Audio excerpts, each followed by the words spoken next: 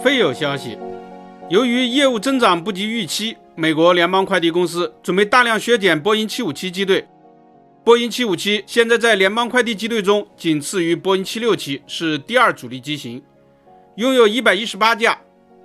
该公司上周二宣布说，它已经永久退役了22架波音757-200货机，这应该就是疫情以来长期封存在沙漠里的那一批。波音757是上世纪80年代美国波音公司的产品，由于动力强劲，退役后多数改为货机，但该机的燃油效率不高，客舱空间也不算大，被淘汰也是情理之中的事情。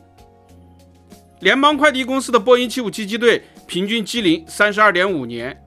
与它的麦道11机队平均机龄 30.9 年相比都还要老一些，所以维修保养的支出也比麦道11机队多一些。联邦快递的麦道11也已经在削减之中，去年他宣布退役29架麦道11，现有的几十架麦道11最终将在2028年退役完毕，以实现机队的现代化。但很多分析和评论指出，机队现代化固然重要，业务乏力恐怕才是大量货机退役的主要原因之一。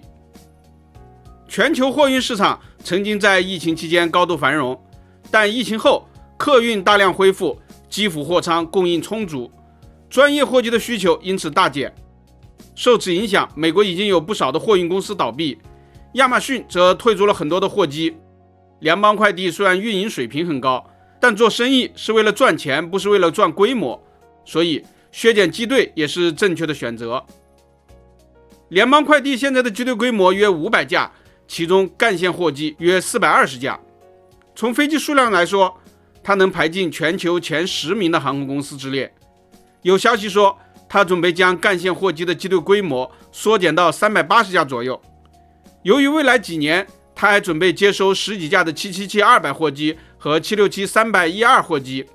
所以退役大量的波音757不可避免。全球民航业今年夏天迎来了大繁荣，著名的跟踪记录软件 Flight Radar 24前不久说，全球航班数量创下新高。本周，美国运输安全管理局也说，美国的民航客流突破了历史极限。在这种情况下，专业航空货运市场可能会受到进一步的打击。近期，由于受到胡塞武装骚扰红海的影响，亚欧之间的航海货运价格飙升，带动航空货运市场出现了繁荣的苗头。但一来，胡塞只是影响了亚欧，对其他地区造成的影响不大；二来，它实力有限，估计在美英持续打击下，1-2年就能消停。因此，从更长远的眼光来看，航空货运的未来仍然不够乐观。目前，除了中国外，全球多国都在压缩航空货运规模。联邦快递削减波音757机队的措施似乎也是受到了市场的欢迎。他公布这条措施后，股价上升了约 13%， 近期更是达到了约300美元的高度。有飞友说，或许联邦快递可以考虑从退下来的这些757里选出2家状态好的货改客，支援一下新西兰吧。本期咱们就聊到这里，下期见。